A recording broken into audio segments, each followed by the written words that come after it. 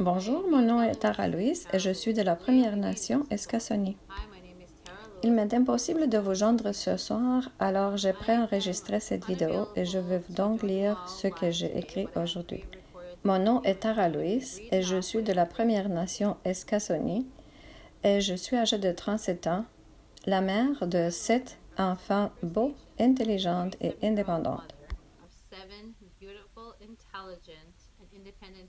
Je suis une ambassadrice avide de la randonnée ici à Unama'ki, aussi appelée l'île de Cap-Breton.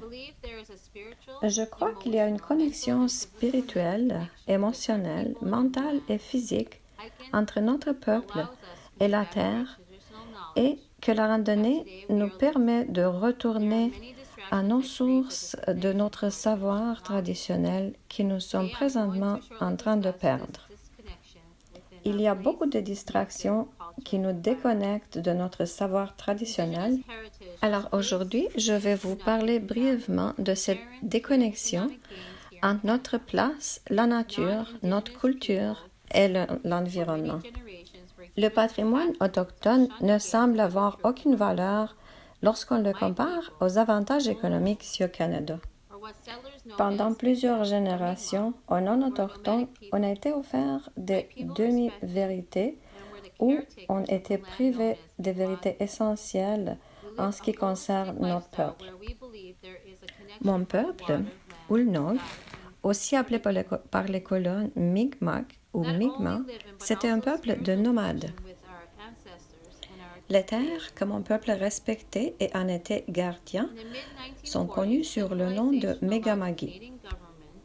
Nous vivions une vie holistique, qui a un lien avec la terre, l'eau, le ciel et tout ce qui s'y trouve. Et non seulement une connexion avec ce qui est vivant, mais aussi une connexion avec nos ancêtres et avec notre Créateur. Au milieu des années 40, la centralisation a permis au gouvernement canadien, avec l'aide de la Gendarmerie royale, de retirer les Ulnog de leur territoire ancestral où ils ont toujours vécu. Ce déplacement par distanciation de leur territoire a contribué à la déconnexion de leur propre identité. Ce déplacement et distanciation de leur propre territoire a contribué au début de la déconnexion de leur propre identité. Il existe une connexion profonde entre le peuple Ulnog et nos ancêtres. Ceci fut le début du processus de déconnexion. De nos jours, beaucoup de Ulnog luttent pour la protection de nos droits inhérents en tant que gardiens de nos terres. Le colonialisme et le courant de la centralisation ont aveuglé leurs propres citoyens et les Ulnog ici à Mi'kma'ki. La religion a emplacé la spiritualité. La religion a contribué à imposer son oppression de hiérarchie des classes sociales. Le mode de vie Ulnog était considéré comme étant indigne et non vertueux.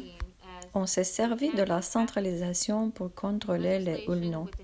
Des primes ont été mises sur leur vie. On a commencé à ridiculiser notre peuple aux mesures qu'on devenait plus dissocié de la nature. Le gouvernement canadien nous a rendus dépendants de cette manière de vie qui ne nous était pas naturelle.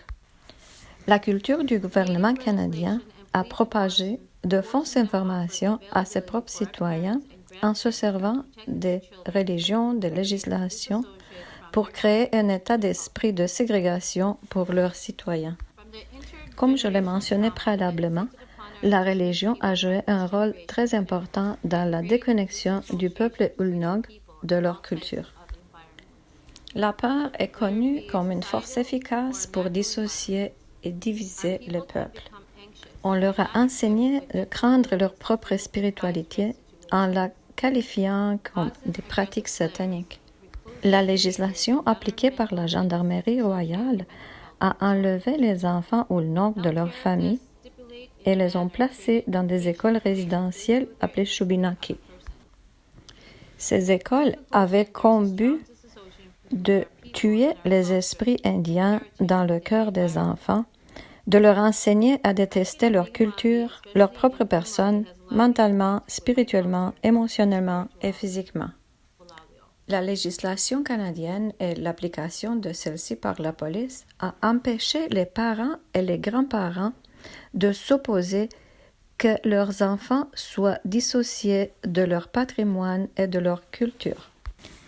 Le traumatisme intergénérationnel infligé aux autochtones d'une génération à l'autre a engendré une dissociation entre notre peuple et toutes les formes d'environnement, qu'ils soient sociétals ou naturels.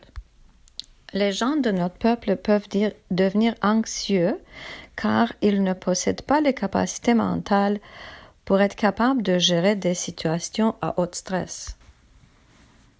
Cette situation les amène à des comportements agressifs, à s'isoler ou à avoir d'autres tendances associées aux troubles mentaux.